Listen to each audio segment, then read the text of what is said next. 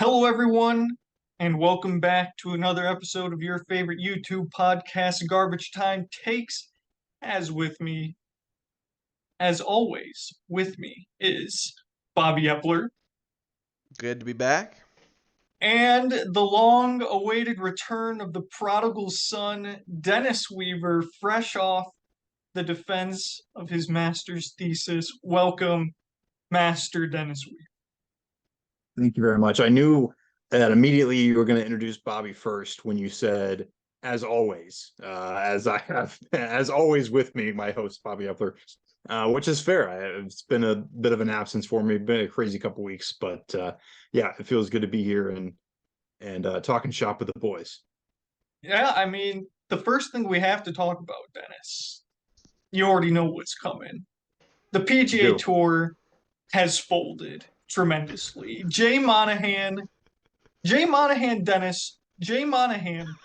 invoked the blood of 9/11 families when telling PGA players not to go to the Live Golf Tour. He called it blood money, said he respected 9/11 victims too much, brought in 9/11 families, and not even 2 short years later, struck a deal with the devil, sold his soul to become basically what is now the commissioner of the merged PGA and Live Golf Tours. Bob, I mean, does it get any more poetic than this? And Dennis, I cannot wait to hear your thoughts. I mean, if this isn't eating an ultimate crow sandwich, I don't know what is, because all the, MLB players, you know, I want to bring this point up. I remember, it seems a long time ago at this point, but we were back on the pod when I was discussing with Dennis how Tiger Woods and Rory had hundreds of millions of dollars on the table, allegedly for Tiger, $800 million on the table for a deal to go to Live Golf. And Dennis sat here and told me, you know what, shouldn't take it. You know what, this is garbage. No need to tarnish his reputation. There's no need Moral for superiority, Bob. moral superiority. There's no need for the PGA or any of its golfers to get in bed with these people. This is horrible. All those things. Well, guess what? The day has come, and guess what? How the mighty have fallen, because the PGA Tour, as like you said it, Derek, you said it best, has folded like a cheap suit. And guess what? The Saudi Arabian Golf Fund is being put to good use, because all of a sudden we've got a merger on the cards. This was just, we thought, Derek, that we were going to just be out here, which we still are, Derek. Don't let him off the hook. Giving him crap for like the 4 pods he missed when the Live Golf, at the time the Live golfers were taking PGA to the woodshed. That Dennis was ducking out on us, couldn't even face us. Duckage. Flagrant And duckage. I mean, I was just last week where I had this background as a picture of Dennis. I hope Dennis got a chance to see that, because it was a good photo. I do still have to go back and watch the last week's episode. Oh, you're gonna Yeah, love I it, did not see Dennis. that, but Let me tell you, you're all, gonna all, love all it. that time spent on the hammock still has not watched the podcast episodes. Correct. As we said last week, Derek, the only guy that we've ever seen in our lives have no job and get out of school and be more busy than when he was actually in school. We've never seen anything like it before. But anyway, Correct. get back to the point. Live Golf, Eric, they've got the foot in the door, and they've just drove it straight in down Broadway. PGA Tour looking horrible. Their golfers that denounced the Live Tour in absolute shambles. Their pocketbooks in even more shambles. I don't even know what I'm so shocked by this. Like, I'm so shocked. I don't even know what to say. Well, maybe Dennis can, throw some words out there and give us some thoughts on what exactly went down. Dennis, your well, here's thoughts. the thing. To my knowledge, and everything that I've read to this point, we still don't really know what's gone down. So like that's a big part of this. And I'm not going to jump the gun because we have no details of what this looks like. We have did you hear the details, Derek? Would you like to inform me of all of the details of what this is going to look like? Please do. They basically said nothing. Please tell me exactly which how the events are going to be laid out, how this is actually a merger in any way, because I've been hearing that the tours are basically staying separate. And Rory McIlroy is out here calling for the complete downfall of Liv, saying that he hates Liv and they will not exist after this season.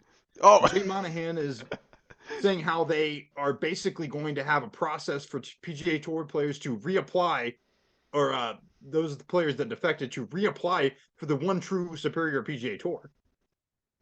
but Dennis, what happened there? Why do they have to reapply now? How are they getting back in? I thought they were out. They got freaking banned for being dummies.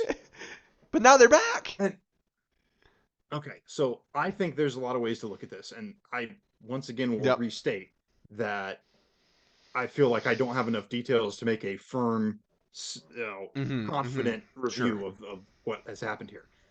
However, I think there's an element that is completely fair and understandable to say Jay Monahan is a coward, Jay Monahan is a hypocrite, Jay Monahan folded for the money. Sure, I get all that kind of thing, and that's and keep and I understand keep preaching, Dennis. I like where you're going here. I get it, and there's a part of me that's frustrated by that too. It feels incredibly hypocritical. However, I will point out that despite the fact that there is financial incentive, and a lot of it, the ultimate goal from a fan perspective is the reunification of golf. And that in of itself is truly good for the game. I mean, that's what they're going to lean heavily on to try to avoid the financial aspect of what's gone down here. And I understand why they're going to do that. But for me, as much as I hate the Live Golf Tour, the reason that I hated it the most, the reason that I disliked it the absolute most was it because it split all of these very good, competitive, great golf events into two. Derek. It did. Derek. Great competitive golfers after Dennis said they were all washed upon the news every single time one of them left. Correct. Oh, he's washed. Correct. It doesn't matter anymore. Correct. At the beginning, they were all washed. And I stand by that statement. They ended up catching some names that I didn't expect, and because of that, and okay, here's the thing. I haven't been on this show in a couple weeks now, but to backtrack a couple weeks, we just saw Brooks Koepka win the PGA Championship, which in of itself is a complete ironic twist. I have to face the music a little bit that some of these guys, some of them are not as washed as I've made claims. Oh, okay. Thank you, Dennis. Thank you. There's a need for a little bit of an admission here, and there's still tons of reasons why I dislike Tour or the Live Golf Tour and what it stands for, and I dislike the players for leaving the PGA Tour and putting us in this situation, because if they never would have done that, we wouldn't have this situation. Live would have completely folded on itself within the first couple months, and we would not be here right now. However, from a talent perspective, they have proven themselves, at least a lot of them have proven themselves still worthy. And I have to admit that. Derek. I will agree, Dennis. You made a good point. The number one winner in all of this are the golf fans who now get to see all of their favorite players come back. Could be pending a fine they have to pay because Jay Monahan is a greedy loser.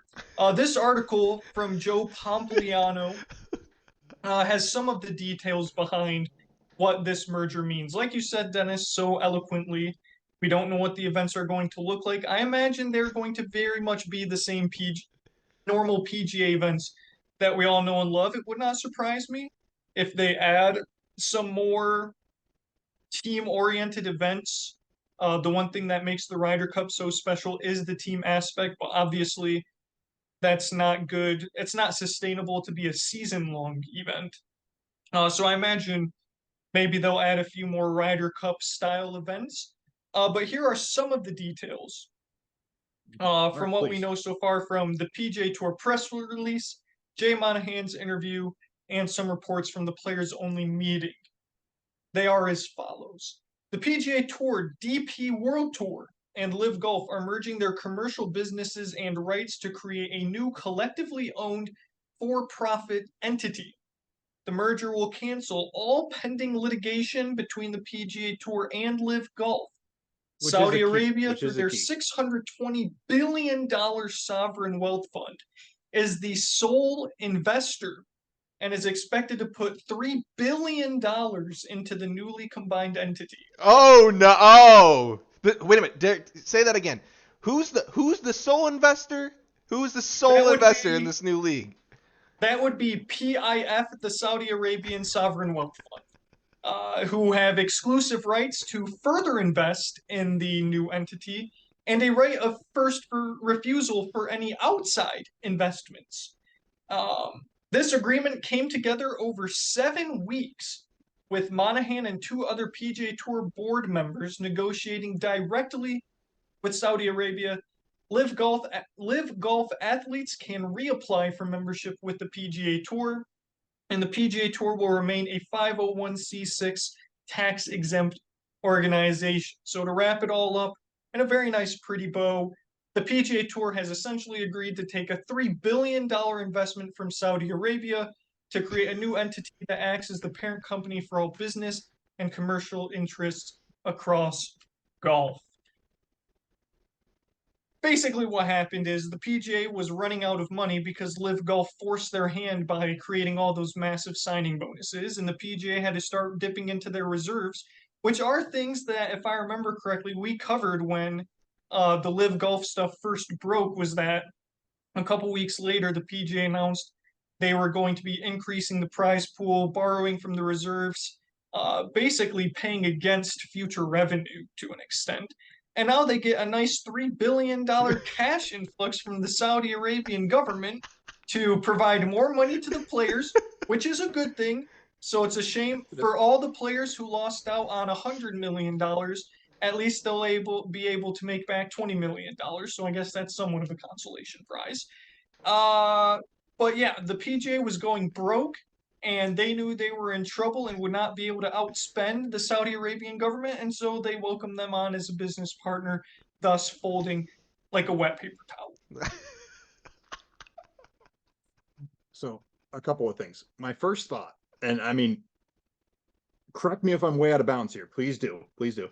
I would rather see that whatever number of billion of dollars that you just read to me go to this combined entity that is now supporting the players and the results in the game of golf than to losing a bunch of lawsuits that Liv had no grounds to stand on, and they were losing all these lawsuits, and to pay all the lawyers and everybody that they needed to pay to just keep losing these lawsuits.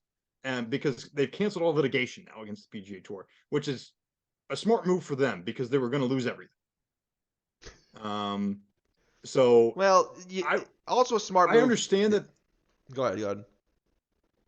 I understand that there's the element that Derek just alluded to, which is that the PGA Tour was dipping into reserve money and not that Jay Monahan said it from the very beginning, from the very first press conference over a year ago that I watched, that he addressed the Live Tour and the players that were going to it. If this becomes an all-out arms race of money, we're not going to win.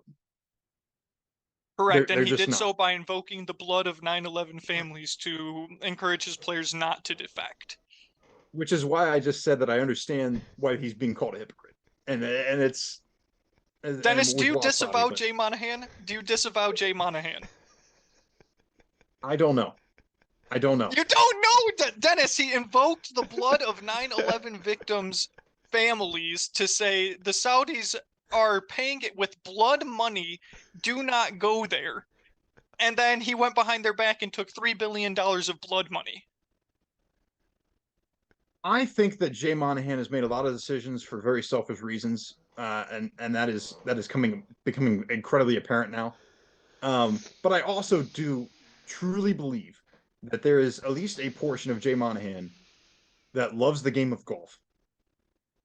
I really do.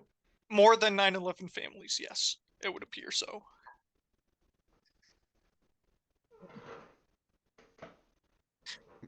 Bob, can I get your thoughts while I Dennis don't. collects himself? Yes, please do. Please do. Bob, can I get your thoughts? Well, I was going to say about the pending litigation, I mean, it wouldn't make sense to litigate against a company that you now essentially own because you now are the sole investor of $3 billion into a company. No, that's what I'm saying. I would rather see it go this way than continue to fight each other as separate entities. Yeah, to be honest with you, Derek, if I don't, I mean, it's been a while. It's been a while since that PGA and Live have now been going at it. I wasn't really following Jay Monahan's comments at the time, but I have no doubt that if you're saying he said those things, he said those things, and if he did say those things, he should not be commissioner of this new company. I mean, Correct. that's Correct. that's 100. I mean, how do you say like basically that's basically just directly calling out the people that now are your owners that basically are footing the bill for your business, for your expansion, your sole investor. Um, I mean, it's never a good idea in my mind to invoke a traumatic scene for gain of any kind in my mind. But it like Dennis has said, and like you've highlighted, Derek, this is just the epitome of hypocrisy. That's what I find funny in all this. Correct. It's just the hypocrisy. I I don't really you know I don't really have a stake in the game for Live Golf. I don't really have a stake in the game for the PGA Tour. But like Dennis said, everybody coming back together should make for better events. Now we don't necessarily know how exactly that's all going to work yet. It's still early. But the fact that hopefully this investment will lead to better visibility for the game of golf, better competition, and allow the game to grow. But I will say it does seem, I don't know, a little bit shaky that you've got players now calling out Live, continuously calling out Live Golf and the PIF or whatever the fund is, Derek, that you were mentioning. Yes. How is that going to be,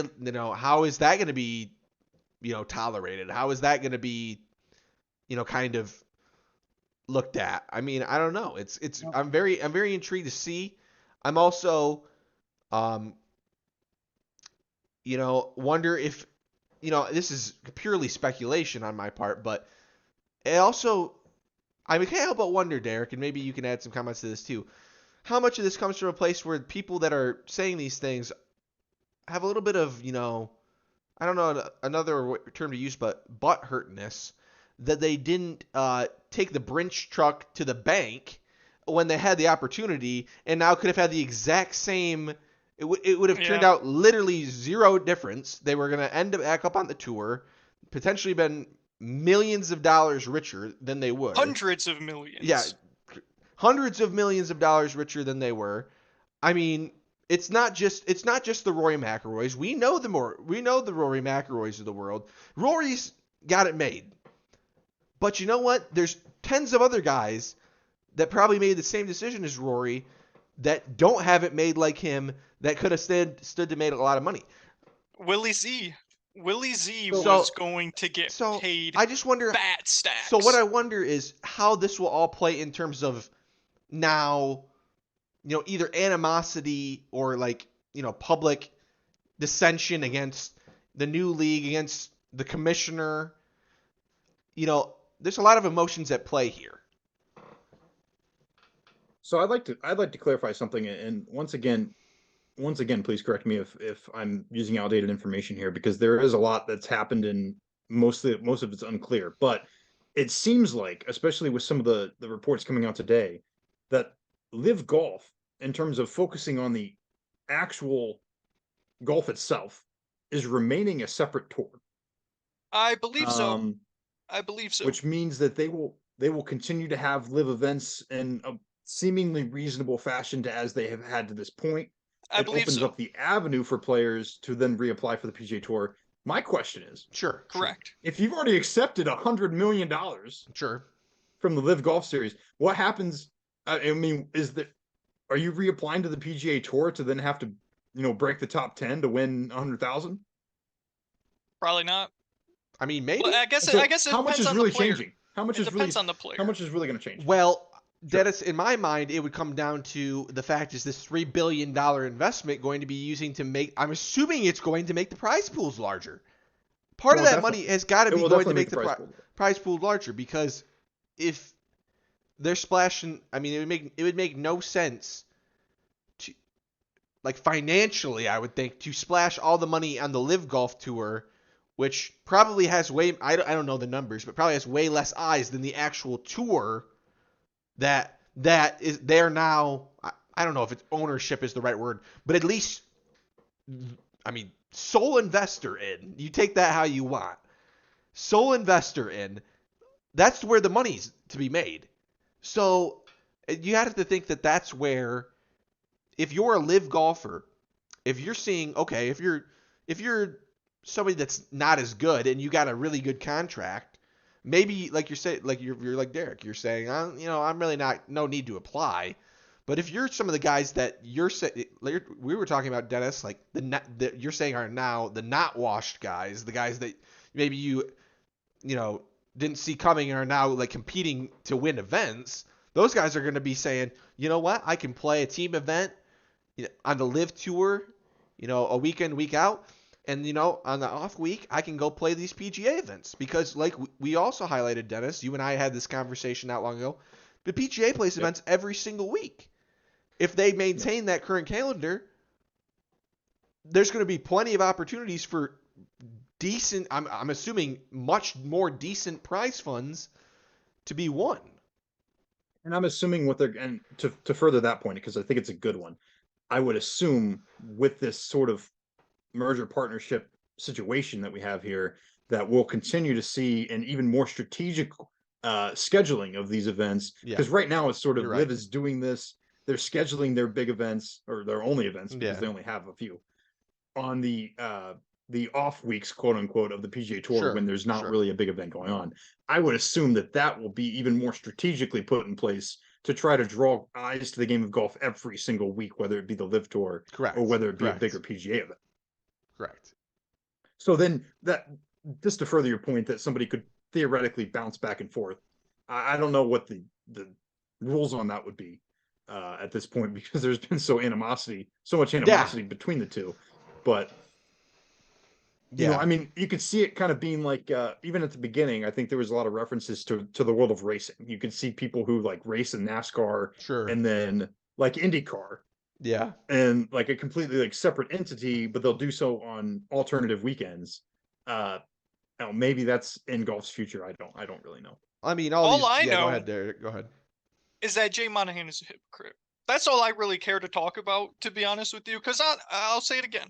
This is great for the game of golf, Yeah, for the fans, and for the players. agreeing. Even Agreed. for the players who lost out on all the money they did, their prize pools are now going to be so much bigger than they ever were. Correct. And they're Correct. going to make more money than ever before. They're going to bring in, um, yeah, I imagine the prize pools will look very similar to what the Live Golf prize pools look like, if I had to take a guess. But the reason I wanted to make sure that I wasn't just bull jiving when I talked about Jay Monahan invoking 9/11. I wanted to make sure I said it with 99.99% confidence, but just for that 0.01% chance, I wanted to give him the benefit of the doubt. On June 12th, 2022, Jay Monahan appeared on a PGA Tour broadcast on CBS with Jim Nance. And Jim Nance asked him about the letter sent from the 9/11 Families United organization, a letter they sent just talking about why they didn't agree with Live Golf at the time. And so Jim Nance asked Jay Monahan about that letter, and Jay Monahan said this, quote, "I've talked to a number of players individually for a long period of time, and I think you have to be living under a rock to not know that there are significant implications. As it relates to the families of 9/11, I have two families that are close to me that lost loved ones, so my heart goes out to them. I would ask any player that has left or any player that would ever consider leaving, have you ever had to apologize for being a member of the PGA Mhm. Tour?" End quote.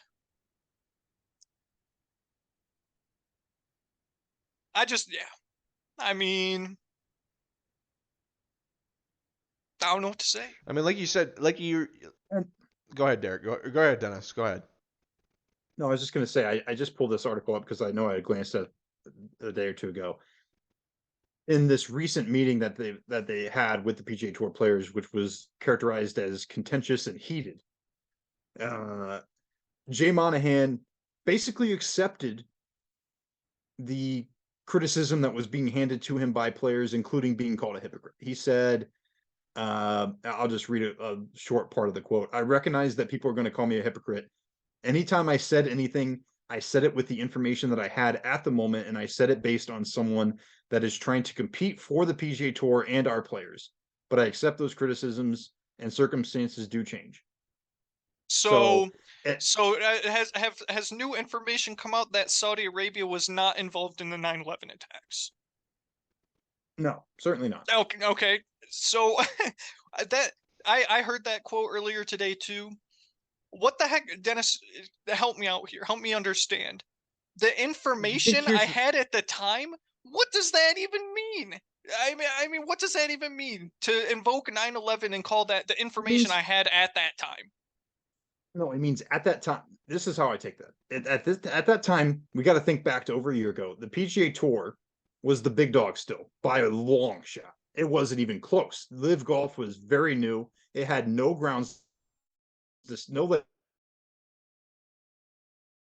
on, maybe a slight threat to the PGA Tour at that time.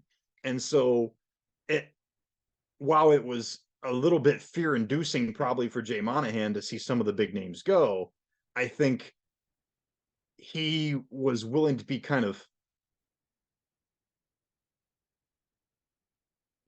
it didn't have the legs that it has now. And so, yes, you could still call him a hypocrite for that. But I think the circumstance changing is the fact that now the PGA Tour is what I'm assuming to be much more financial trouble than they were at the time he was making those statements. Yeah, my point is just that the allegations of hypocrisy are levied at the fact that he said, "Don't do this. The Saudi Arabians are associated with 9/11. Think of the 9/11 families." And then said, "Oh, never mind. They're going to give us $3 billion." I think it was more, yes, I mean, that's And so true. his response, that quote you read was in response to him being asked about how he was dealing with being called a hypocrite. And that quote to me doesn't say anything about what the state of live golf was at the time. That was directly referring to him saying you're essentially taking blood money if you go to live golf. And so I don't understand how circumstances and information have changed in relation to invoking 9/11 in order to try and keep players from going to live golf. That was my You know what point. it tells me? You know what it tells me? The circumstances have changed. The because of what you just said, the PGA Tour is in trouble Mm, now. there we go, Dennis. It's Now not we're because talking. it's not Now in, we're it's talking. not entirely because I'm overly greedy and need to pay myself this massive amount of money. It's because I've been fighting for the PGA Tour this whole time. I was fighting for the PGA Tour and keeping the best players on the PGA Tour when I said, don't take the blood money. You should play for the PGA Tour. You never have to apologize for playing on the PGA Tour. I'm fighting for the PGA Tour now by taking it to keep it alive. And yes, that's hypocritical for sure. But I think the consistency between then and now is fighting to keep the PGA Tour alive, which I'm not going to pretend that that's super noble because it's his literal job. So if he loses, if he loses that as a human being, that's not going to be good for him. But like the captain goes down with the ship. So I understand that there's the selfish motivation as well that factors into that. But I truly think that the circumstances that have changed is that now he's in trouble and he wasn't really before. Dennis, that we can agree on for sure. Bob, any Right. other thoughts? And Dennis, either of you have any other thoughts before we move on? No, I mean not a whole lot in particularly. I mean that was it was a very good discussion. I think we got ultimately where we wanted, I think we ultimately got the well-rounded coverage and discussion that we wanted. Um, like I said before, and I'll reiterate now, I'm very interested to see how this apparent coexisting um is going to happen. Especially with all the comments that were made by various people, um, about tour against tour and the rivalry that was kind of created. I mean, it was a very short time. I mean, those statements that you were reading, Derek, were like what, only a year ago, and Just less than. We are 6 days shy of those okay, quotes. so 6 days shy. In that amount of time, we went from. I mean, it actually boggles my mind how quickly the PGA Tour went from feeling like they were here to suddenly being here. I mean, in in a matter of months. I mean that I would have thought that a major professional sports league would have had more legs to stand on than that. I mean, I understand that they're going up against a billions of dollars from another like entity, but at the same time, that role reversal to me is just insane. Also, quickly, my last comment before we move on is I I don't know what I want to say Disavow it. Jay Monahan. Not where I was I'm going. giving you. Not I'm where I giving was you a going. chance. Bob, do you disavow Jay Monahan while Dennis collects his thoughts? Yeah. I mean, I definitely disavow that hypocrisy, Derek. Yeah, that's fair. I That's don't I fair. don't know anything about Jay Monahan, but it's not looking good, Derek. It's how you say it's not looking good. Correct. So what I was gonna say is that um I think the success of Brooks Koepka and company in the majors has completely swinged this because I mean if you think about it, like if those players would have just gotten absolutely dusted in the Masters and the PGA Championship, and it's kind of crazy that two events could have this much sway. But it was truly the first time we got to see these players play against each other again, and to kind of size up the tours against one another. If and since it was so competitive, and we even had Brooks Koepka winning a major championship, I think the PGA Tour went, oh crap. Well, I want to just reiterate that I agree, Dennis, that it did shift things. It did change the reality on the ground a little bit. But as Derek was reporting, these negotiations had been in place before 2 months, Brooks almost two full even months. before Brooks even won a PGA championship.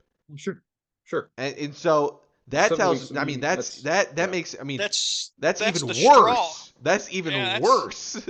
Like you said, like that could have then pushed It it is. over the hump. You're right. Like that could have then pushed it over the hump. But when you're already forced to go to the table, I mean, the PGA essentially, in my mind, was saying, okay, our position is only going to get weaker, and their position is only going to get stronger. So we need to bargain for a deal now when we have the Yeah. most leverage, and just bite the yeah, bullet. I don't I don't think that's incredibly false. I don't think that's false. yeah. My last two comments. One, it's crazy to think that this all started because Phil Mickelson was broke.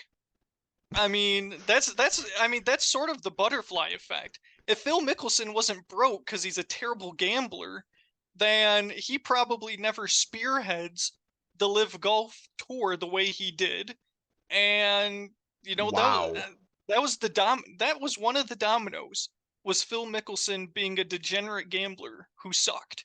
And then my second thought is, you wonder what this means for the future of all US based professional sporting leagues. Who Yeah. else tries to get in the door? How long can, the NFL?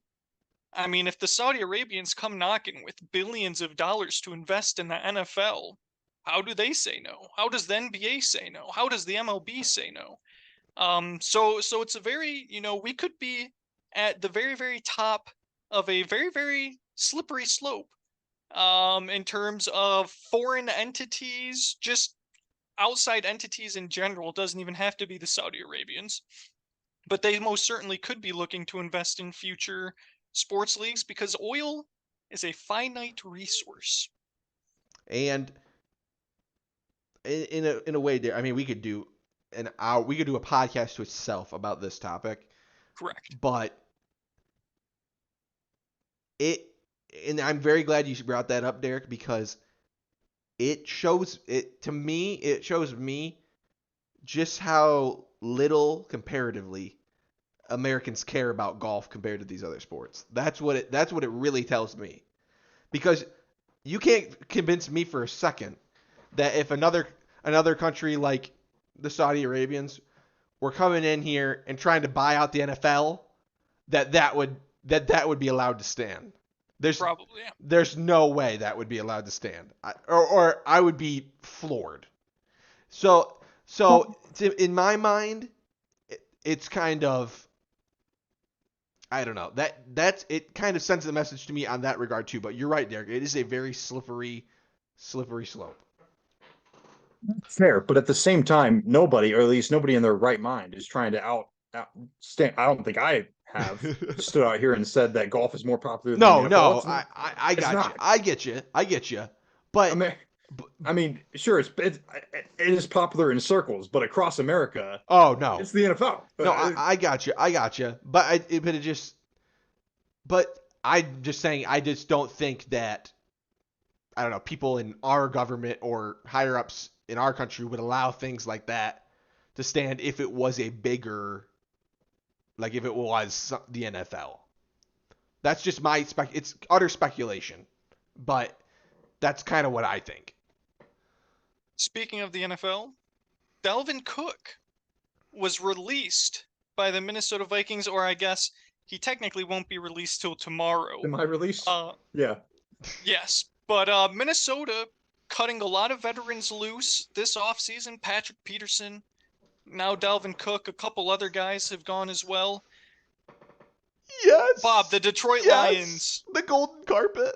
with The red every carpet. passing week, could be in control of the NFC North. Bob, can I get your thoughts on Dalvin Cook no longer terrorizing the Detroit Lions for 200 yards and 3 tuds? Derek, the Wicked Witch is dead. There was Wicked Witch Part A, which was the bad Aaron man. Rodgers, the correct. very bad man. And Correct. Part B was none other than Dalvin Cook. And Correct. fortunately, we respect what he did, but unfortunately for Minnesota, and fortunately for us, he's gone, and hopefully we never have to see him on Ford Field ever again, because this man terrorized us to no avail. Our teams were going through, how many years did I think that we had a chance against the Minnesota Vikings, only to find out that we would have had a chance had we not allowed Dalvin Cook to run absolutely buck wild all over us. Derek, to me this says no doubt in my mind, we must win the North. The North must be won now. And I think I almost consider this the official surrender of the North from the Minnesota Vikings, because to me, the team that had the best chance of competing with us, yes, get the white flag out. The team that had the best chance of competing with us was the Vikings. Correct. Their team really wasn't that bad on paper. They just it's always a team that's never that bad on paper. They just never can seem to put together for whatever reason. But this is the linchpin. The linchpin was always Dalvin Cook, and now This is the domino. This is the domino. Dennis, your thoughts on the Vikings releasing Dalvin Cook? Well, for me, as a non, dedicated Detroit Lions fan, as to the extent as you two, this mostly had implications for me in the world of fantasy football because I actually have on one of my rosters currently, in which it's a keeper league, I have Dalvin Cook and Alexander Madison on the roster, which now means I was basically just gifted 2 starting running backs. Correct. Given the fact that Dalvin Cook signs somewhere and becomes the starter that he probably should be, I've now just been gifted an extra starter. So I was pretty excited about it, but for slightly different reasons. Dennis, are the Cincinnati Bengals going to be signing Mr. Dalvin Cook? Because they should seriously consider it. They should be throwing the bag currently. I would be so happy. I would be so happy. Because that's immediately what I thought. I would be over the moon if we made efforts to sign Dalvin Cook. That would be such a genius move. But I mean, I've seen some Denver, I've seen some Miami. No, Dennis. I don't know. Can't let it happen. But Cannot let it happen. I think we should at least be in discussions. I would be very, very excited if that took place. Yeah, I mean, there wasn't a ton of other NFL news. That was pretty much the big story. The Broncos signed Frank Clark, Michigan man. The Bills signed Leonard Floyd, and the Bills also extended Ed Oliver, which is a shame. I was kind of hoping he'd reach the open market and come to Detroit, but alas. Who I said we should draft, by the way. Did we take TJ Hawkinson instead of Ed Oliver? No, it wasn't TJ? I thought we took TJ Hawkinson instead of Ed Oliver. It might have been. I thought that was the Jeff Okuda draft, but I could be wrong. I thought that we took Jeff instead of Ed Oliver, and I was not happy about it. While I'm looking this up, feel free to discuss, because I was going to plan on moving into the MLB before moving into some of the NBA playoff talk. Dennis, one of what's talked about the greatest MLB prospects of our generation, Elly De La Cruz, has finally been called up for the Cincinnati Reds. Dennis, while I look this up, please feel free to enlighten the people and give us your thoughts you were there in how person, ecstatic Dennis. you are. I was so I was one of those guys. If you would have asked me about a week ago, even, I would have said, he's a great prospect. He's been absolutely tearing it up. It's great to have that in our system, and I'm excited for him to come up. I was trying to not get too hyped because I know that hype is dangerous. Oh no, what are we looking at? Go ahead. That was TJ Hawkinson being selected directly before Ed Oliver, in front of Ed Oliver. There it is, right there. Wow. Although TJ Hawkinson has a Pro Bowl, can you believe that? Yeah, but he's also, but he doesn't have a re-signing with the team that drafted him. Also correct. Anyway, Dennis, Elly De La Cruz. I'm the first to pump the brakes on the hype train. At least I try to be, especially when it comes to prospects. Oh, face. What's that face? Dennis, you should be driving this hype train right down Broadway or whatever the main street of Cincinnati is, because you deserve it. Bob, you haven't let me finish yet. You haven't let me finish yet. I'm typically the first to pump the hype train, pump the brakes. However, after being there in person last night, after watching the debut on Tuesday and watching a 460-foot bomb that nearly went to the freaking river last night. Ended up in Kentucky, Dennis. Nearly went into Kentucky, followed up by a no doubt freaking triple with 10.6 seconds from home to third. And it's not even just like, and this is something that comes from a fan point of view. I know it does, and it's a completely biased point of view, and it has nothing to do with actual baseball results. But take the results out of it. dude just looks and carries himself like a superstar. He just does, and we haven't had that in Cincinnati ever. I mean, not since Griffey. Even Votto doesn't really carry himself that way. You don't look at Joey Votto and say, "Oh my gosh, that guy is a superstar." He's not Fernando. He's not uh Lindor. Or I mean, you could throw out a ton of names. Not Aaron Judge. Like the guy is just exciting, and there's this feeling that you get right now when he comes to the plate that something good is going to happen, and it's because that's what's been happening.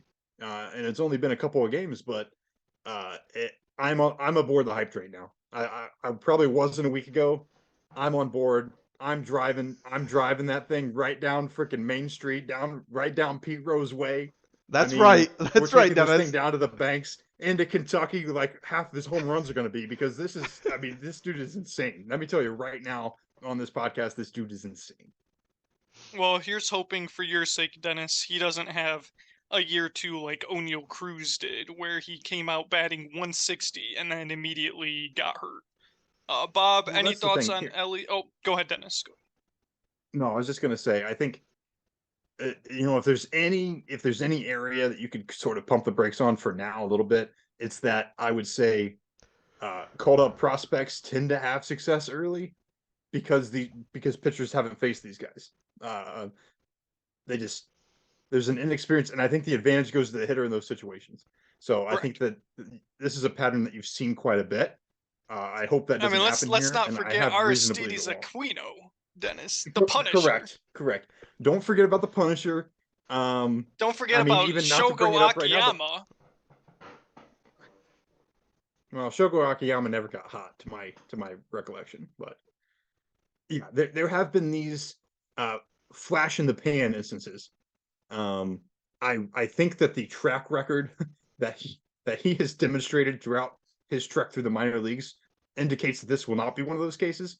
However, it's happened time and time again. So, um, there's never say never. Bob, any thoughts on EDLC? Uh, I would like to second everything Dennis said. It looks like this man's going to be very good. Um, and not only does it look like that he's going to be very good, it looks like the Cincinnati Reds are going to be really good. Um, I and I hate to say it for your sake, Derek, but suddenly out of nowhere, the Reds have like 27 guys that are all like gonna be Good. legends. Just batting 370 in the minors, raking. They're all stealing bags. That every single thing going right, and they're all infielders. Every single, not even any outfielders. Every single one of them an infielder, and they're just I would mashing, which agree. is exactly where the Reds need help at. They need help at all the infield. They needed help going into this year and the year before. They needed help at all these infield positions where they had signed the likes of Mike Moustakas and had to get rid of him. They signed the likes of Joey Votto, who's going right down the tube. They signed the likes of Eugenio Suarez, who's not there anymore, and they had to ditch.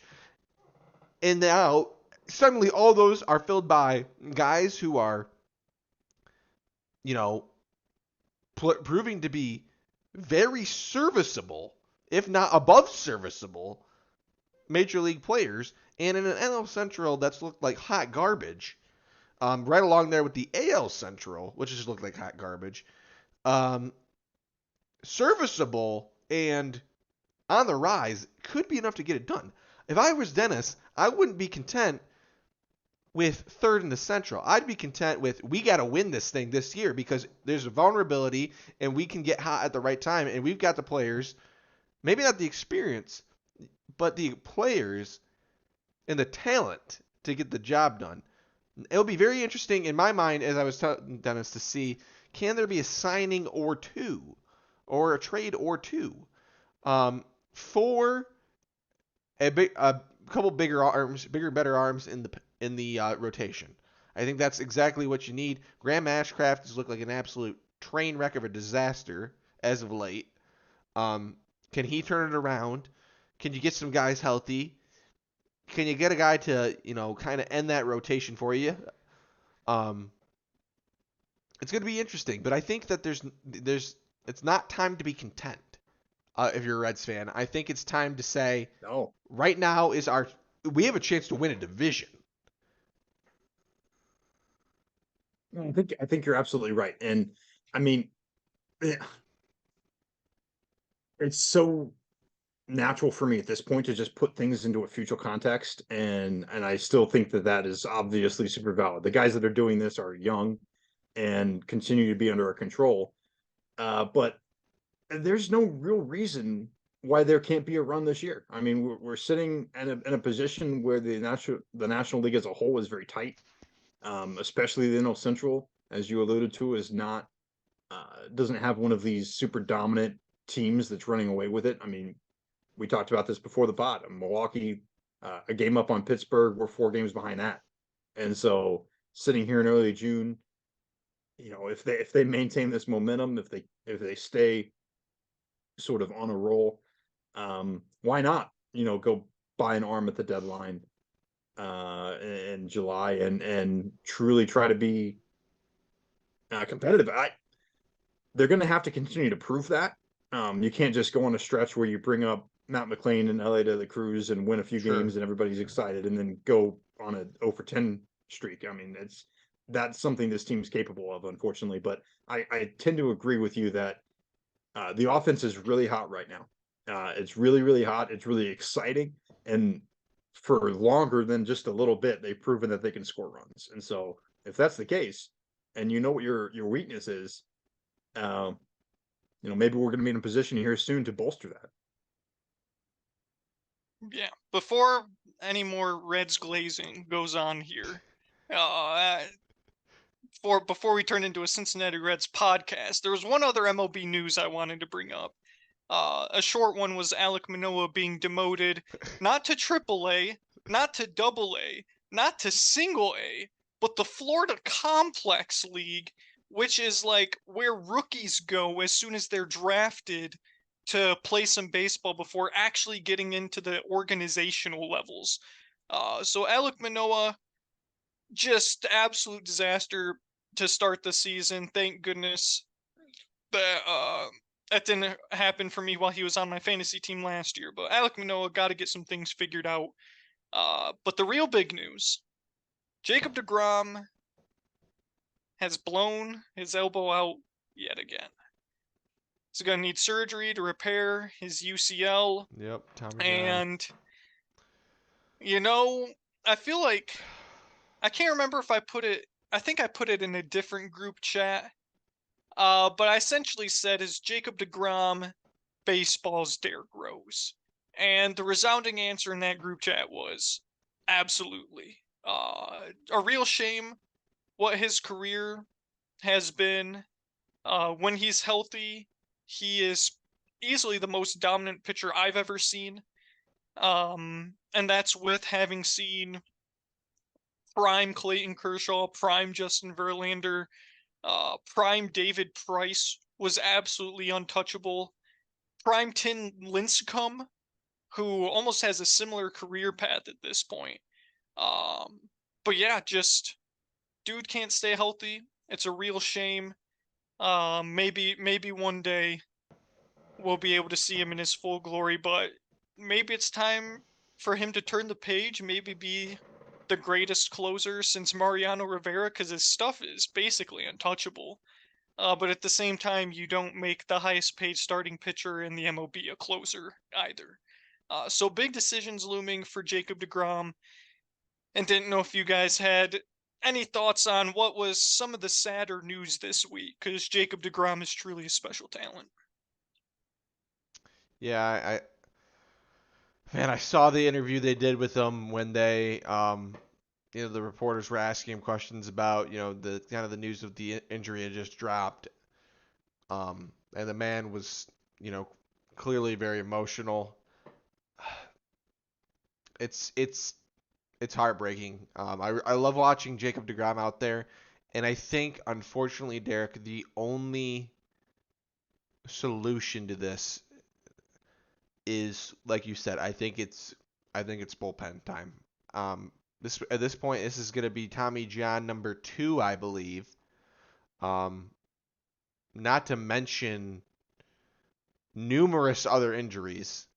Um, I mean, he only got a few starts in this season. I mean, he looked devastating in those starts, but he's not even a particularly old player either. It's just the man can't, you know, stay out on the field. And I think if you're the Rangers, maybe you kind of come to that realization. This season there was no they had not really indicated that he was going to need Tommy John. I mean, he was in the lineup, then he kind of bounced out of the lineup and got his IL stint. Then he was working his way back. I mean, he was making a couple of rehab starts. They were kind of taking it slow with him, obviously. Um, and everything looked to point to he was going to come back, and then all of a sudden they announced that he's having Tommy John. Which is a real shame for the Rangers in the grand scheme of things, because the Rangers are a really, really, really good team this year, and Jacob deGrom would undoubtedly be their ace in a playoff push. But I think it's time for closing duties. I think it's time for closing duties to be assumed by Jacob deGrom, and you just kind of have to bite the bullet. Maybe you can get long relief out of him. Maybe you can get long relief, but it's like you said, Derek. I mean, you make the comparison to Derek Rose, which I think is a very it's a good comparison.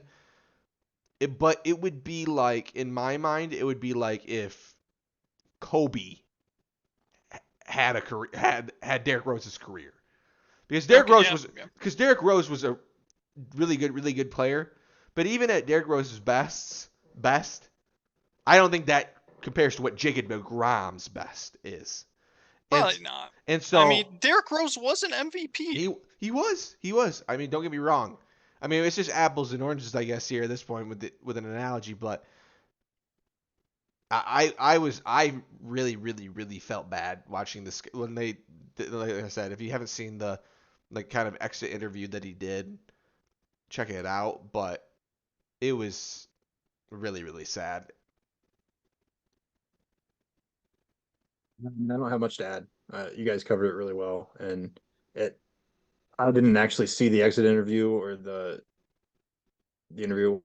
Uh, I can only imagine, and I'll have to go back and watch it now. But yeah, it's just really sad news, and for such a talent to have these injuries and just kind of continuously at this point that have, I mean, very honestly ruined his career. And not ruined what he's done, but just ruined the ability to push forward, and it just kind of stinks for everybody involved. And you never want to see such a good talent and just not be able to be on the field. The fact that he got the contract that he did with the history of injuries that he had, that tells you all you need to know. That somebody was willing Yeah. to take that chance. To make him, like you said, Derek, the highest paid pitcher in baseball. Because when he's out there on the mound, oh boy, is he ever the best pitcher in baseball. And it's not even, in my mind, it's not even particularly close. So, yeah. The only other thing I'll add to that is just because this is something I think about quite a bit. Um, the other sad reality, at least in my mind, and maybe it doesn't play out this way, is not only are you missing time, um, injury after injury, I think it truly goes understated sometimes the impact that can have even after you come back on your ability to be the person that you were before. And I think that people do talk about that, but it's something I typically don't think about. Is you just kind of assume that they're going to be the person they were before, and at this point, that's just probably not going to be the case. Yeah. Very unfortunate news. He's going to be probably 36 when he returns from his, injury. If he returns, we won't see him until late next year. Yeah, just super bummer. Not much else to say outside of that. Bob, the Denver Nuggets have taken a 2-1 lead in the NBA Finals. They took game one. It was a closer game, really, than the scoreboard made it appear.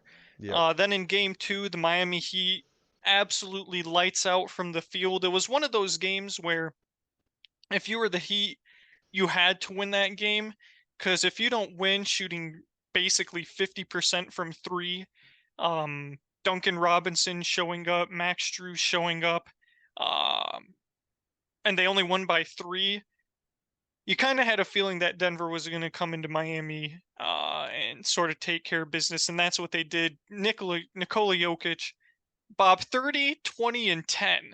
I believe that's the first ever 30, 20, 10 in NBA Finals history, yes. Uh, that was one of the big things in game two that the Heat made an adjustment on, was playing a lot of zone, especially in the second half, forcing Nikola Jokic to be a scorer more than a passer. Um, and they basically just traded all of Nikola Jokic's twos for their own threes. It's pretty much what it came down to. But in game three, Denver made a counter adjustment. Jokic has 10 assists to go with 20 boards and 30 points. Just absolute domination from the favorites for the finals. Yeah. Um, Denver's going to win this series, I think, but I wouldn't be very surprised if Miami got another game. Um, I don't know. Every time I just want to write this Miami team off, they surprise me. And I mean, they had like you said, that game two really surprised me. I did not expect them to come out and shoot like they did. And of course, everybody can catch fire, but to the extent that they did, um, was crazy. Did Tyler Hero play tonight, Derek? Do you know? I I'll remember I'll, that I'll look. I remember they were saying he was coming back. I don't know if maybe that will make if he didn't play tonight, maybe him coming back for game 4 will make a difference. But this smells like a 6-game Denver win to me, Derek. I don't know about you. Yeah, I still think they'll probably win in five. I don't Sure. think the Heat are going to shoot 50% from three again. Makes Because, like I sense. said, uh, they were absolutely on fire in that game too, and they still needed Jamal Murray to miss a game-tying three in the dying seconds just to, survive with a win. Sure. Jamal Murray also dropped a 30-point triple-double with 10 boards, 10 assists. Um, there's just not much you can do when Jamal Murray and Nikola Jokic decide to play the two-man game, and either one of them can essentially play the point guard in that situation, and it's very difficult to stop.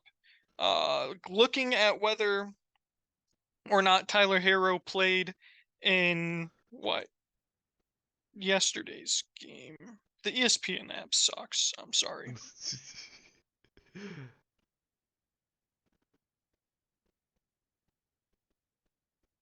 It's not even showing me like that the finals game even happened. Tyler Hero did play. He started and he played 19 minutes, shot 50% from three and scored 12 points. So 12 points in 19 minutes. Take They'll, that. yeah. Wait, I think nope. That was his game against Milwaukee. I was wrong. I thought he hadn't played all playoffs. I forgot he got that one game in versus Milwaukee before he got hurt. He actually did not play in game three. So I Okay. was wrong. Um, he has not yet been cleared for game four, but he also has not been ruled out for game four. Sure. But I'm sure the Heat would rather see him on the floor than wearing those stupid bucket hats he keeps wearing on the sidelines. Yep. Dennis, have you had a chance to catch any of the NBA Finals action? I've not really caught any of it, to be perfectly honest with you. I haven't even caught much of the Stanley Cup final, which is really a shame. But yeah, I got not much to add. Not much other NBA news except for Bob. The Suns making some big moves. One, hiring Chris Vogel to replace Monty Williams, which is a move, if I say so myself, a move. Number two, Bob, Chris Paul has been waived. given the boot. There was a story not too long ago where Chris Paul talked about how his daughter was getting bullied for him not having yet won a championship.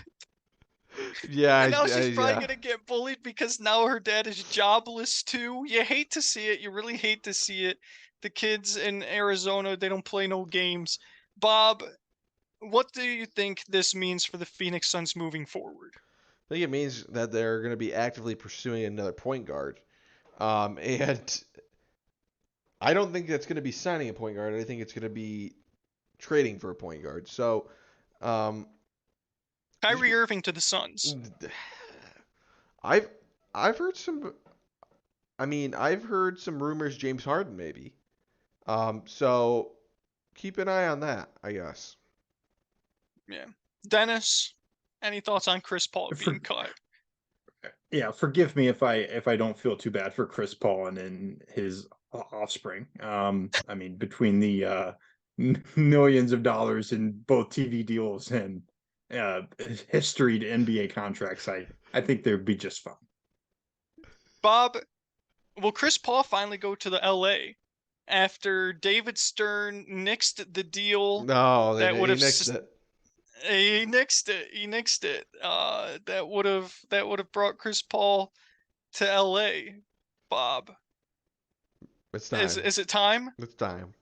Is it time for the Lakers to bring in another washed, aging vet to play It's point guard it's just to time, trade him at the deadline? but not for the money that we were playing Russell Westbrook. Mm, mm, For the that's mid-level the kicker. exception. For the mid-level exception, Derek. Because guess what? Phoenix still has to pay him $15 million this season, and That they do. so we don't have to pay him that $15 million. We can pay him a Correct. little bit of nothing, and he's still making a good living. So, um, yeah, I think that would be a great idea. Whether he ended up starting for us or being a second lineup kind of guy, I don't know. Bob, who is this us we you're referring to? The only us we I know is the Detroit Pistons. There you go. There you go. That's The- true.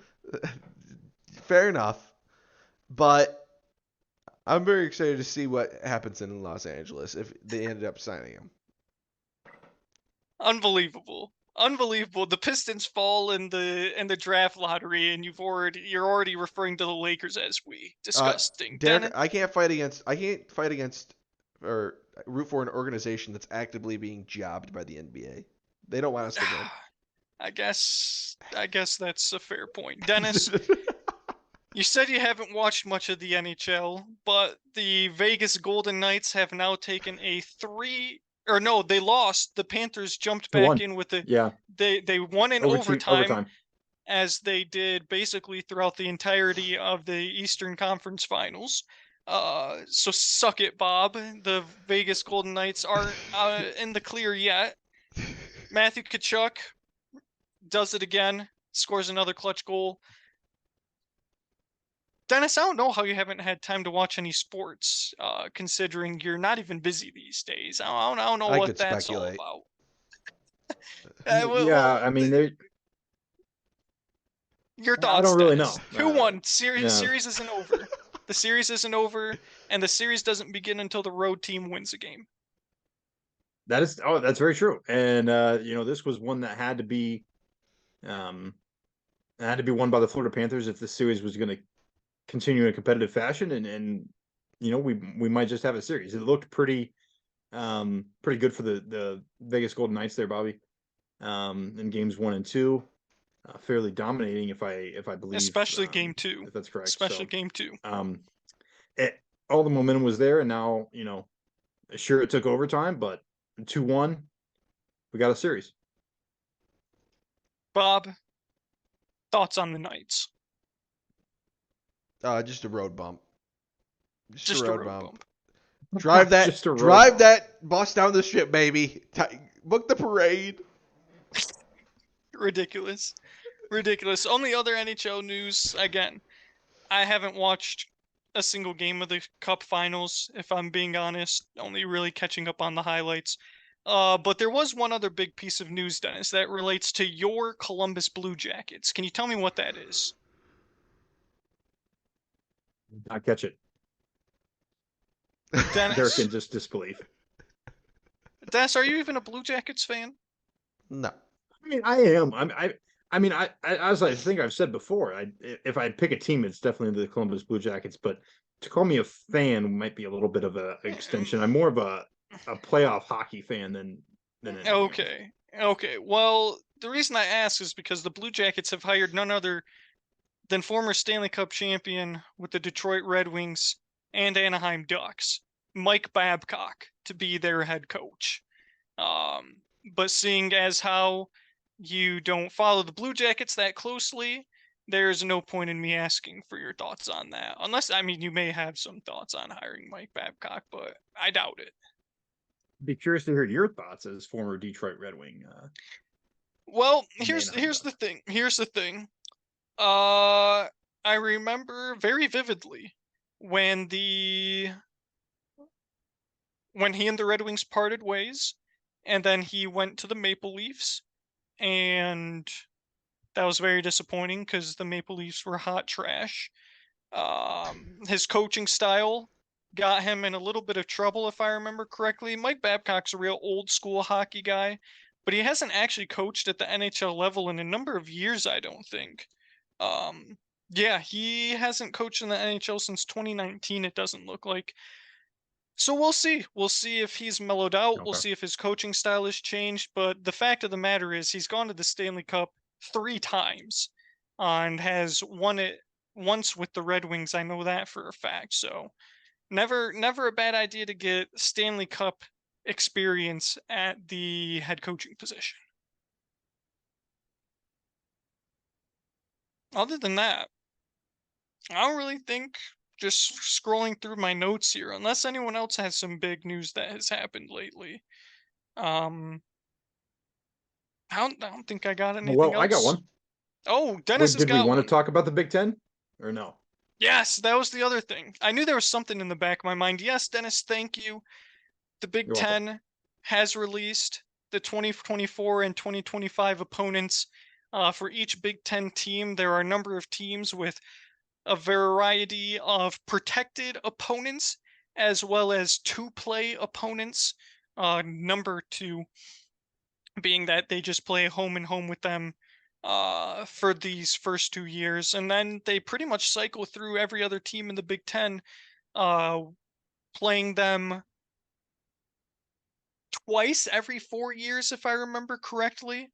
So it's pretty much a cycle of playing each team in the Big Ten once every 2 years, essentially. Um, and there were a number of notable opponents that I saw. Nebraska, I think, is the only team with 3 protected opponents. All 3 of their major rivalries, I believe, are protected opponents.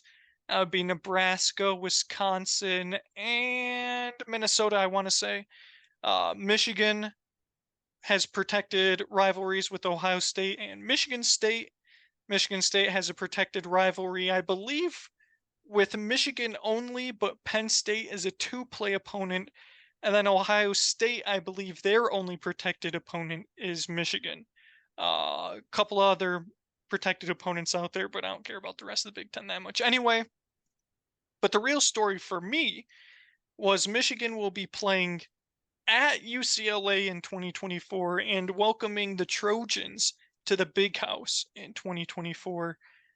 Safe to say that I will be examining travel prices next year when the schedules are released to see how much it'll cost me to take a trip to the Rose Bowl to see U of M play at UCLA. What other thoughts do you guys have? I mean, the thing that caught my eye was the complete elimination of divisions here, because I think there was a lot of speculation, at least on my part, about okay, who do you move from? Who do you move from the West when you inevitably have to put UCLA and USC in the West? And that they basically just said to heck with that. There's not going to be any divisions at all. So um, I think that I saw somebody who was basically noting that the biggest ramification of that, other than um, just sort of the scheduling part of it, is that the Big Ten title game will now feature the top 2 teams in the league rather than having to take one from each division, which has been sort of a point of contention over the last couple of years, at least I would say, as teams from that West Division have not necessarily deserved to be in that title game, or at least arguably so. this takes care of that. So if you guys have any thoughts on that, feel free to expand. But that's what caught my eye. Yes, big fan of removing divisions. Um, it was a joke. It was a joke. It was essentially the winner of the Big Ten East is going to the college football playoff, or Yeah. whatever. Yep. Yeah, that was pretty much it. Um, I do miss the leaders and legends divisions. I don't know, Bob, if you remember those. Maybe Dennis, you remember those. That was back in the original expansion, when the Big Ten welcomed Rutgers and Yep. Nebraska and Maryland to the Big Ten. They went to the leaders and legends divisions. Unfortunately, they threw those to the wayside for the East-West divisions and made the East an absolute gauntlet. But yeah, I'm very happy with the elimination of divisions. It always should have been the top two teams, and I'm glad we're going to get that. I think that's fair. Bob, any Yeah, thoughts? literally hit all my points. So you're good.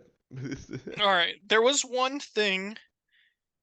I'll have to find it. I don't know how many of you know of and or follow the Sickos Committee on Twitter. If you don't, would highly recommend.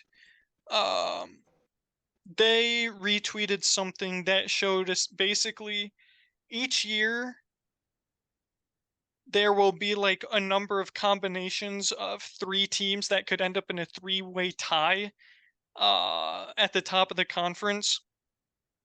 And it looks like this. We'll see if it shows up. Oh, it shows up pretty well. So in 2024, these are all of the permutations that would result in three teams being tied at the top of the conference with undefeated records. This one circled in green, Iowa, Northwestern, and Michigan State, was a fan favorite of what they would like to see as a three-way top for the conference. That would be super interesting, because Michigan and Ohio State will play each other every year, so it's impossible for those two to be undefeated at the top of the conference. Um, but yeah, just something to think about. We could have very interesting three-way tie scenarios, if Northwestern all of a sudden becomes a college football powerhouse. All right. Do they have a breaker set up for that already?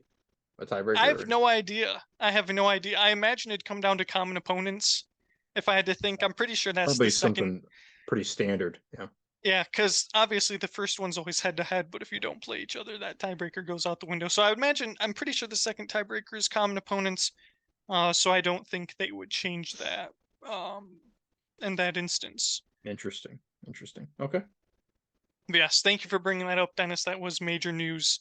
Yeah, it's it's fine. It's officially official. Not that it wasn't already, but once the conference schedule opponents come out, UCLA, USC, 2024 Big Ten opponents. Without further ado, can move into right bench ballers, winners and losers of the week. Dennis, I will give you the honors in your first week back. Who is your right bench baller of the week?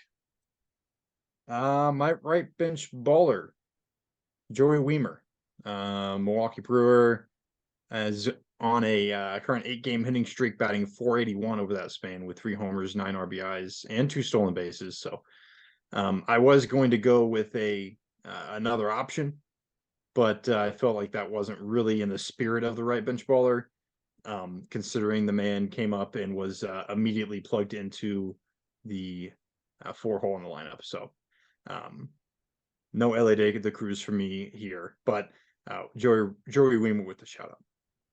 Bob, your RBB. I'll help you out, Dennis. I'm going to go with the Cincinnati Red, and I'm going to go with none other than Andrew Abbott, who made his first start for the Cincinnati Reds. That's a good one. And he went 6 innings of ball with only 1 hit allowed.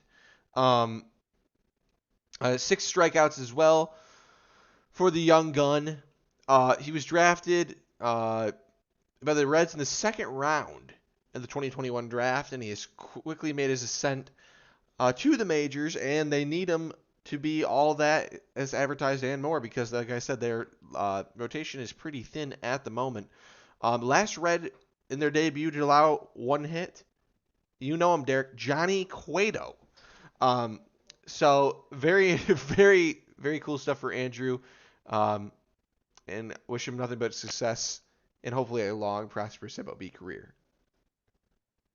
My right bench baller of the New York Yankees, Jake Bauers, 412 average for the week, 3 homers, 7 RBIs, 4 walks, and a 1.559 OPS over the past week. Jake Bauers, a name you probably won't hear for the rest of the season, if I had to guess, which is exactly why he makes the perfect right bench baller. Bob, swing it back to you for your winner of the week. Thank you, Derek. I'm very excited to announce my winner of the week is none other than Inter Miami. Dang it, Bob. That they, was mine. they That are was the mine. That's why I didn't bring it up during the pod. Fudge. because I was thinking that this one was going to be taken. The GOAT. That's all I have to The say. GOAT. The GOAT, the one and only GOAT of soccer, Lionel Messi, is coming officially to Inter Miami to play in the MLS. I mean, after bids from a Saudi club, rumors that Barcelona wanted him back again, but they're in kind of financial uh, Disarray. disarray. Um, the MLS makes an unprecedented deal to give him shares of TV revenue, to give him shares of branding deals, in addition to a nice salary to come play for David Beckham in none other than Inter Miami. Very, very crazy considering that Inter Miami is currently dead last in the MLS standings right now. Yeah. Sort of full circle. Because I remember David Beckham was like the first premier, European soccer player to come over to play Right in the for MLS, yep. the LA Galaxy. Yep. That's time machine moment right there. So yeah, very cool. You stole my winner of the week, so I have to come up with another one on the fly while Dennis gives us his winner of the week. I'm gonna go pretty basic here, so sorry for exhausting it because we already talked about it If you at say the length. But fans of golf, nope, not the fans of golf. The fans of the Cincinnati Reds, though. This is just the most exciting time that we've been able to have in quite a while. And even if it is short-lived, we are enjoying it and enjoying it to its fullest extent at the current moment. So good stuff right now. yeah, I'm not gonna lie. Bob, I knew I should have known Bob was going to go to the soccer world and that he was I tracking that always one do, very Derek. closely. I thought I was going to be able to get that one over him. I guess I should have done my winner first, but I will just say the fans of golf. Because to be able to have some of those live golf guys come back if they want to, not be completely disbarred from the PGA, see those guys in the premier events. That's just good for the game. Good for the game for players getting more money in the prize pools. So yeah, that'll be my emergency winner of the week. Dennis, back to you for your loser. Yeah. And I'm gonna go into the world of golf for my loser, Jay Monahan. It's Jay Monahan. We discussed it at length, and there was a little bit of an admission on my part. Uh, he looks like a fool. He does. There's not really a way around that. And while this ultimately might turn out good for the game of golf, it actually could turn out for Jay Monahan to be good if he's able to keep his job because he's going to get a massive pay raise.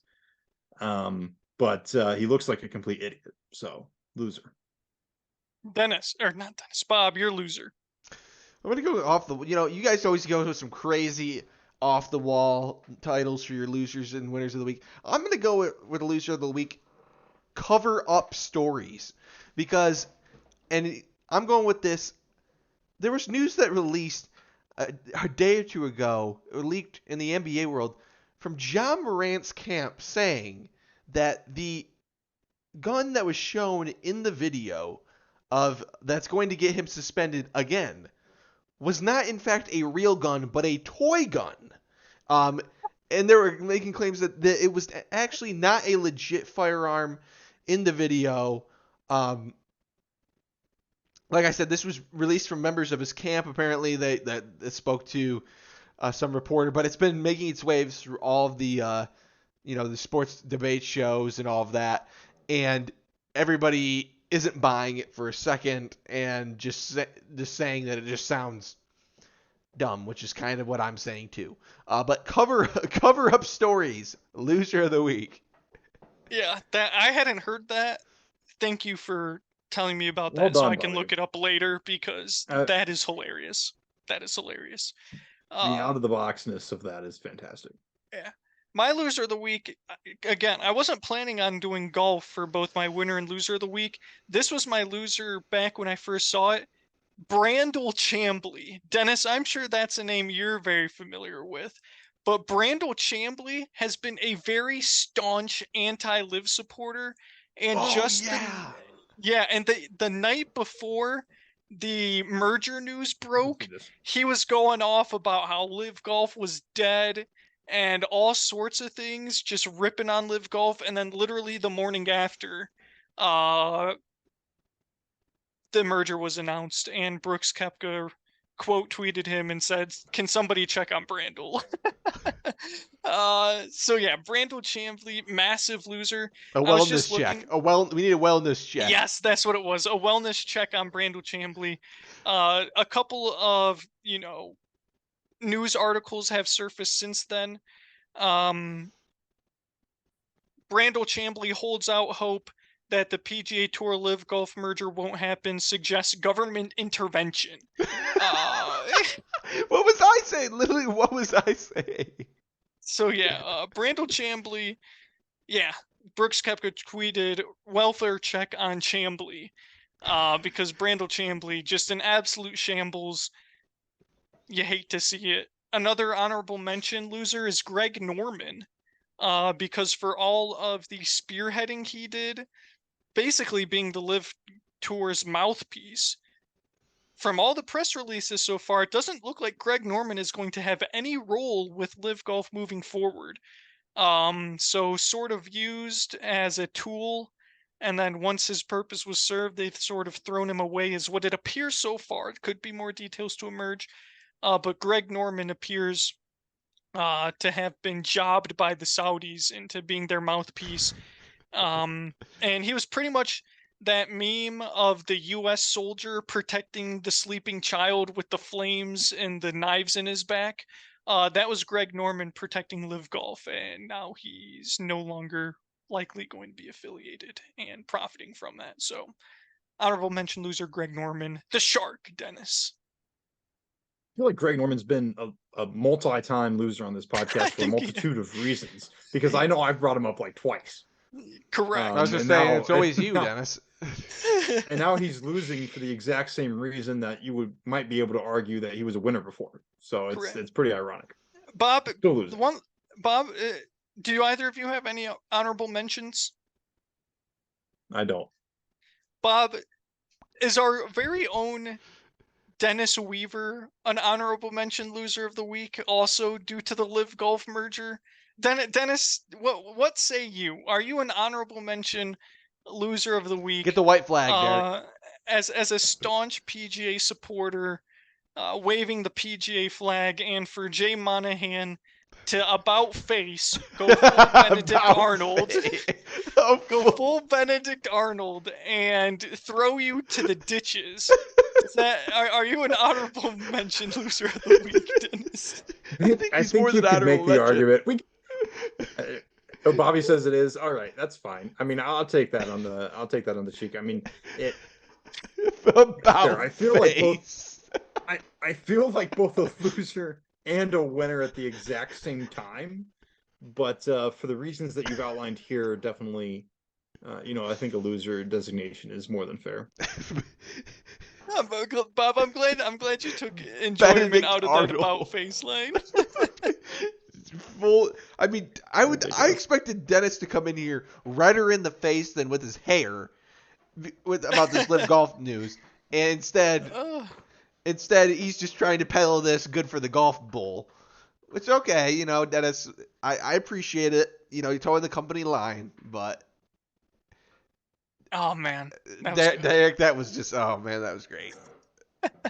Are we good for Bobby, our garbage time takes your money? I took the high road. You got to take the high road sometimes.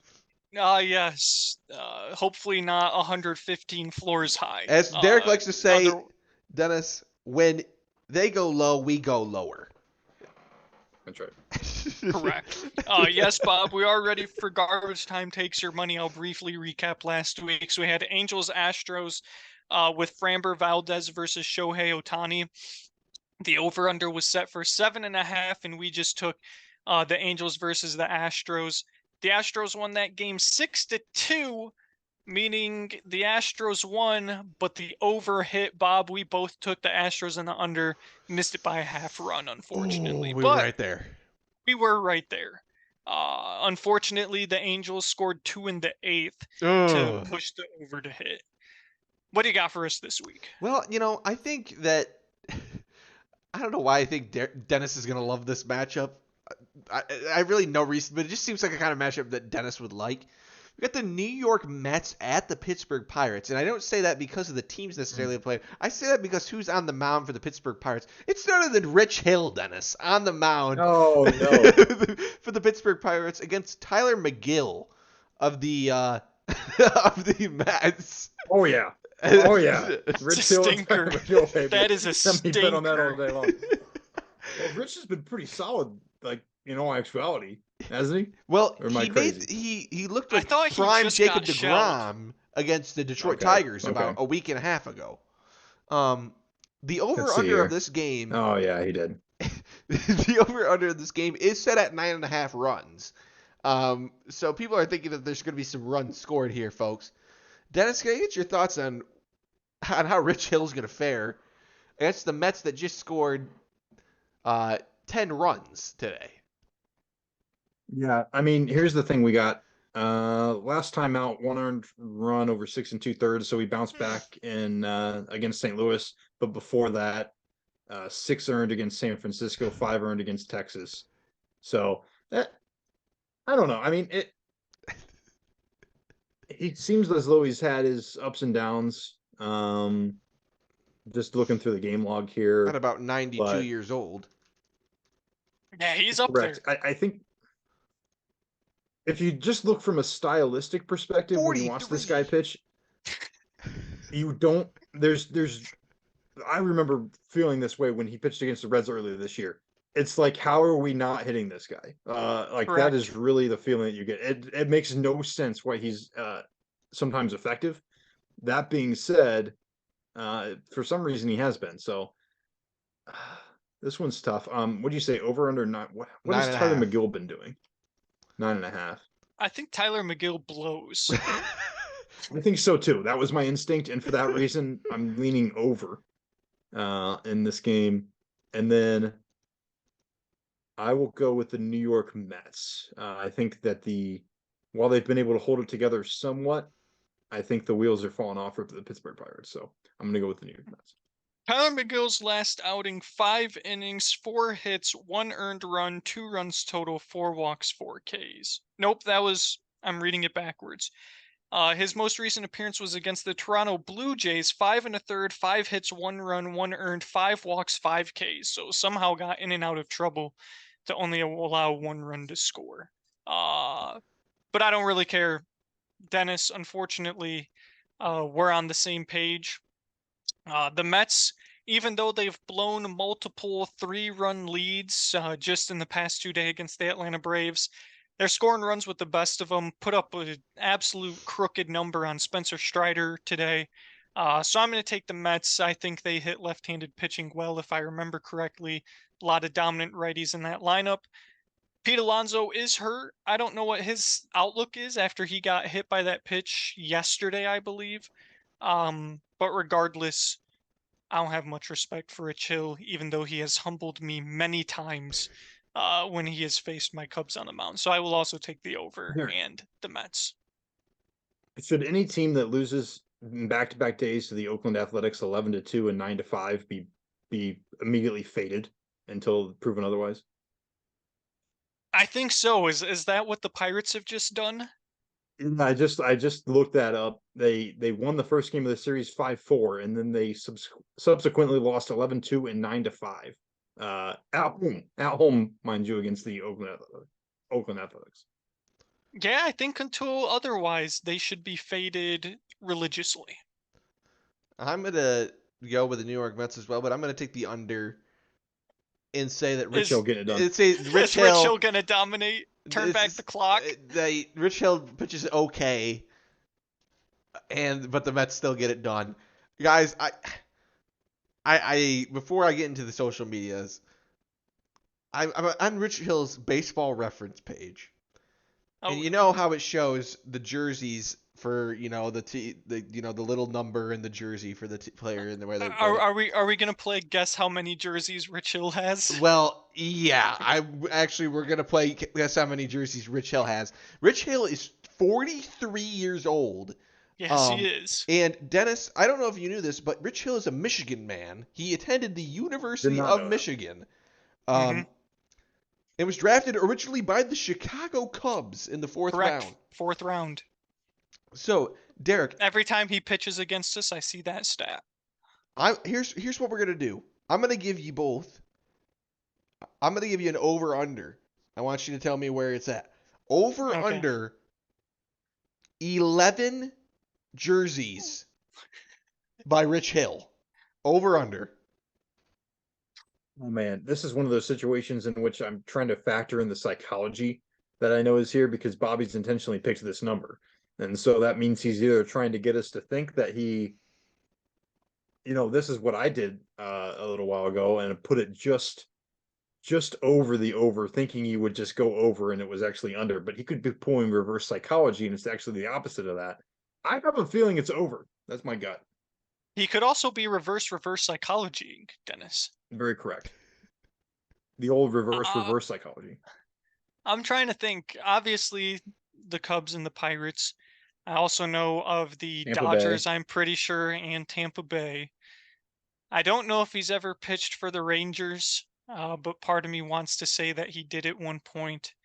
I'm going to go with the under. I think it's probably 10 teams he's pitched for. 14. 14 different jerseys. That's one team less than half the entire league. 14 different jerseys here. I just want you to know that Rich Hill, he has 14 different jerseys on this thing. He's 43 years old. He only has a career WAR of 17. This guy's pitched. So one WAR a season, basically, if that. This guy's pitched for 19 seasons. Sorry, 19 seasons, 14 jerseys, and a shared under one Rich was WAR. just absolutely mastered being mediocre. Just good enough to stay in the perfectly show. average. Mastered it. He did not play for the Rangers, by the way. Darn. Did he play for the Athletics? He did. Did he pitch for the... This will be a fun game, Dennis. Did he pitch This for... is a 50-50 shot. The Nationals?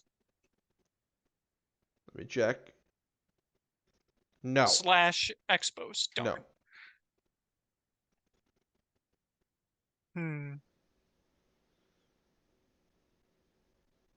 Do you got any guesses, Dennis, or are you going to make me go? Toronto.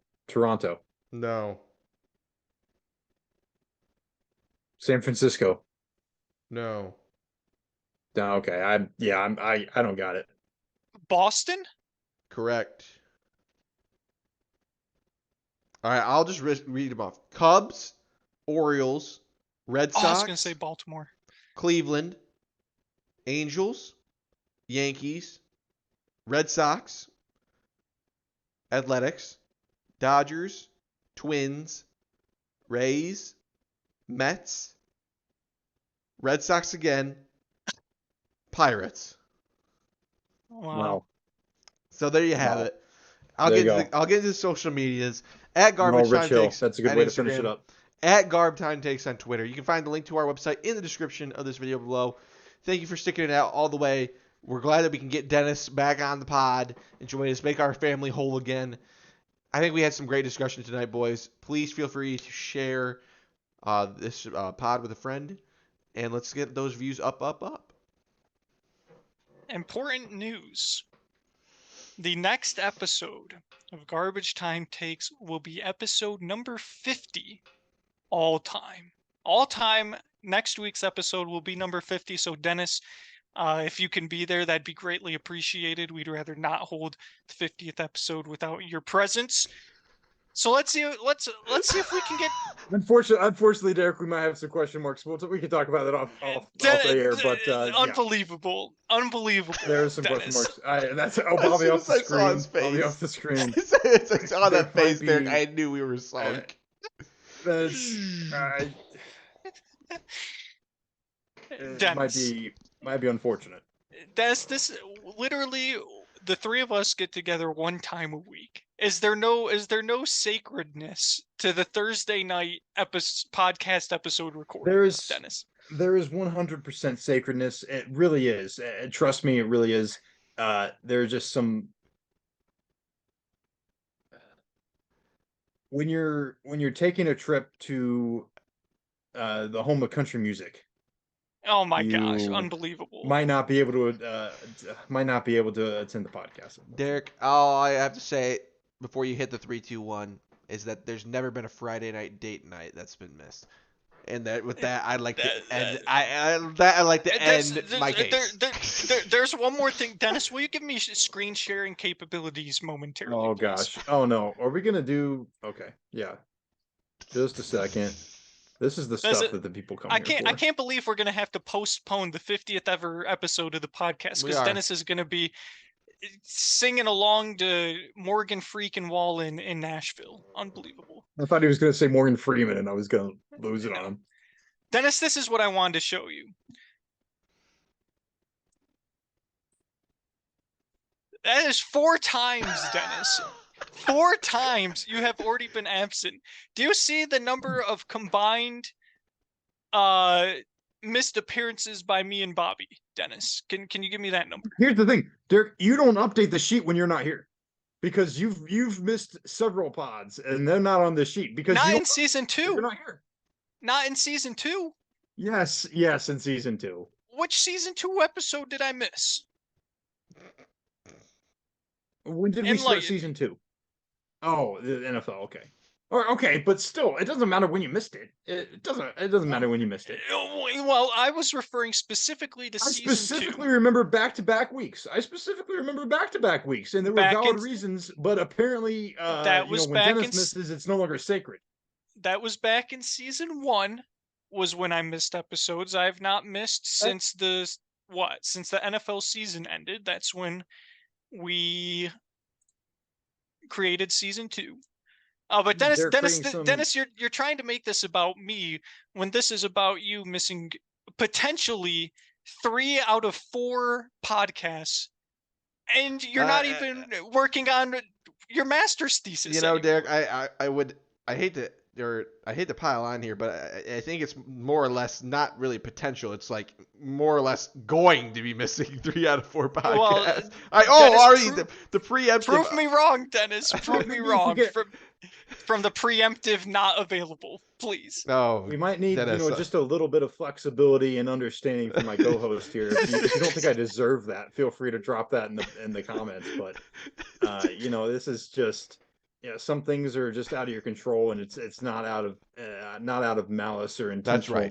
That's right. Disregard or anything of those. That's true, Dennis. That's true. I promise that. That's true.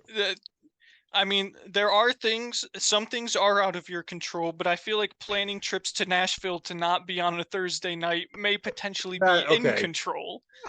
Okay, planning trips to avoid is an incorrect statement. And with sometimes it's just how the schedule falls. I mean, Dennis.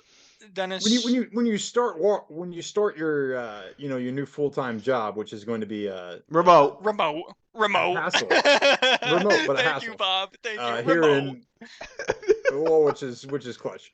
Here in the Monday following, you do have a finite window in which to make these sorts of things happen.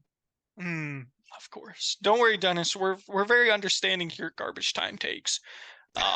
Maybe Dennis's face. We're very accommodating, very understanding.